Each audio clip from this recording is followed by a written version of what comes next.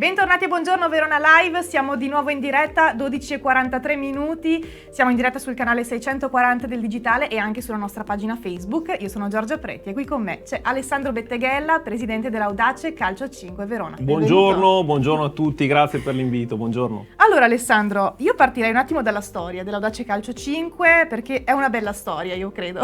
Sì, una storia che è piuttosto datata, nel senso che noi ci siamo fondamentalmente dal 1998, poi abbiamo preso in mano la situazione nel 2010, ok? Con la squadra maschile inizialmente, poi con quella femminile subito dopo, 2 anni dopo.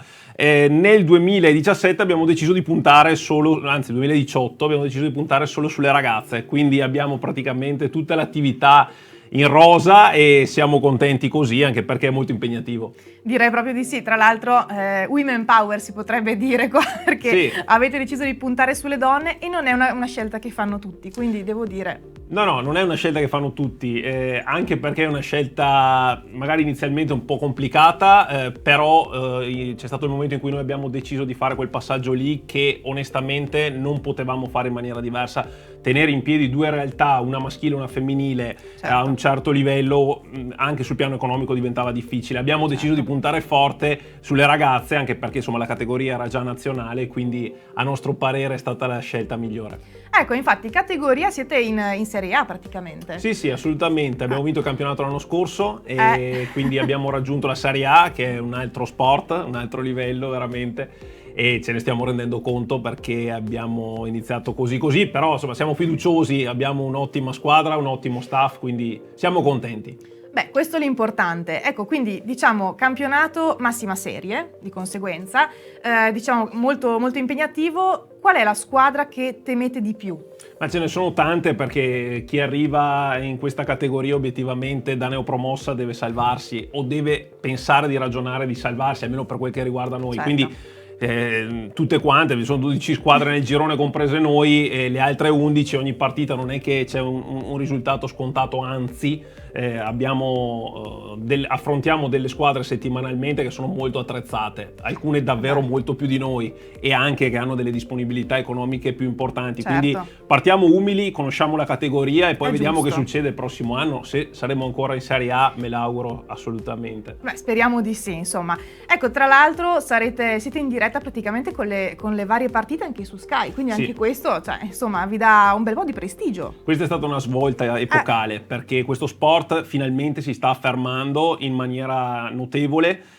Sky Sport è evidentemente la piattaforma, non una piattaforma. Il fatto che inizialmente ci fossero solo le differite, adesso abbiamo conquistato le dirette, significa che i numeri del femminile stanno avendo un riscontro notevole, quindi siamo felici così. Tra l'altro avremo il derby proprio con il Padova il 12 dicembre in diretta Sky. Wow. Quindi siamo veramente molto orgogliosi di questo passaggio, anche perché insomma la divisione ci sta credendo molto in tutto questo e il riscontro anche per strada, parlando con la gente, c'è, e questo è il risultato più bello. Sì, anche perché appunto insomma, questo sport, il futsal, il calcio a 5, è sempre diciamo messo un po' oscurato, se possiamo dire così, dal calcio a 11, che è il calcio tradizionale. Sì, è vero, è un peccato però, perché poi sai, chi si avvicina, viene al palazzetto, vede qualche partita, poi ci torna.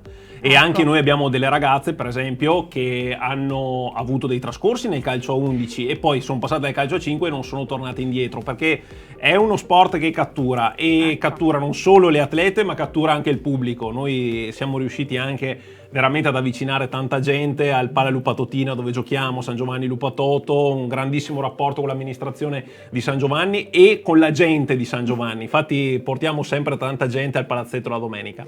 Tra l'altro parlando anche con altre squadre di calcio a 5 però maschili, mi dicono che mi han detto che il futsal, il calcio a 5 è veramente pazzesco perché si svolge tutto molto rapidamente, le azioni sono rapidissime e non c'è il tempo per pensare, insomma, quindi sono partite molto intense e divertenti. Sono molto intense e divertenti, sì, dopo se la vivi da dentro ti diverti un po' meno, io francamente non è che mi diverto tanto a vedere le partite, però comunque sì, assolutamente è così, è uno spettacolo. Ecco, io per dirti guardo praticamente solo partite di calcio a 5 femminile, ecco. Il calcio a 5 maschile, ma non ho avuto i maschi per tanto tempo, quindi figurati, è stato un orgoglio fantastico anche ricominciare, però in questo momento mi concentro sul femminile che è un movimento movimento in assoluta espansione, che sta facendo grandi numeri e che merita veramente il riscontro mediatico che gli stanno dando e che mi auguro possa continuare ad essere così. Certo, tra l'altro non dimentichiamoci che 2 delle vostre giocatrici sono in nazionale. Sì, quindi, no, insomma... guarda, è stata una notizia che è arrivata ieri, siamo stati molto contenti perché, per dirti, Arianna Pomposelli è una colonna portante della nazionale italiana, certo. quindi lei è da sempre in nazionale italiana, quindi non abbiamo nessun merito, cioè se avesse giocato in un'altra squadra sarebbe stata comunque in nazionale.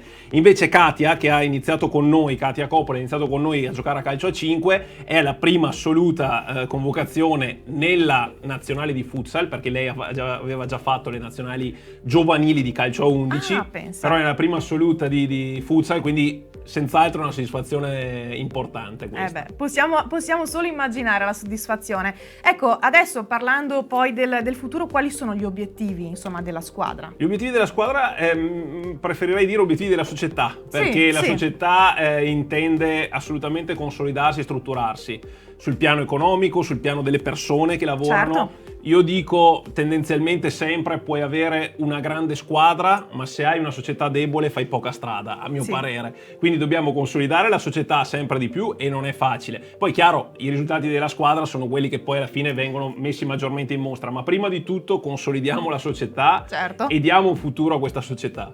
Bene, mi sembra un obiettivo più che onesto. Ecco, adesso prossima partita?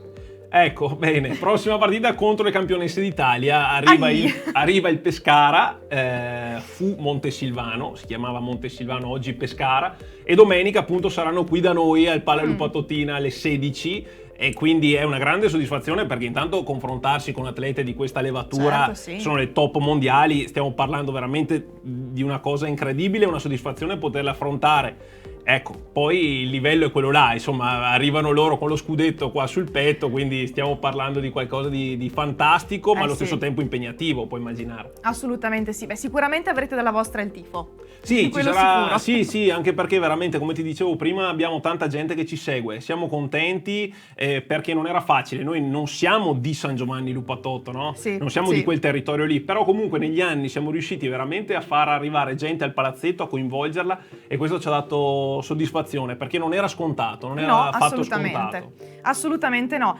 Alessandro, io ti ringrazio per essere stato mio ospite oggi. No, io ringrazio voi per la disponibilità, lo spazio e soprattutto questa vetrina importante. No, insomma, è stato veramente un piacere. Tra l'altro non dimentichiamoci che avete vinto il Can Grande. Sì, abbiamo vinto il Can Grande. Questa era una piccola chicca. È stato bellissimo anche lì perché la città si accorge che c'è una realtà che fa futsal, calcio a 5 femminile in un certo livello, in un certo modo, quindi insomma anche lì siamo stati molto soddisfatti, e ovviamente siccome era riconducibile alla vittoria del campionato l'anno scorso, è giusto ricordare anche chi c'era l'anno scorso, il mister dell'anno scorso, le ragazze che non sono più con noi evidentemente, ma che comunque ha fatto parte del percorso, quindi quella vittoria lì ovviamente fa parte anche soprattutto di quel percorso. Assolutamente sì. Beh, insomma, non mi resta che farvi i complimenti e in bocca al lupo per domenica e per il resto del campionato. Grazie davvero, veramente fa molto piacere.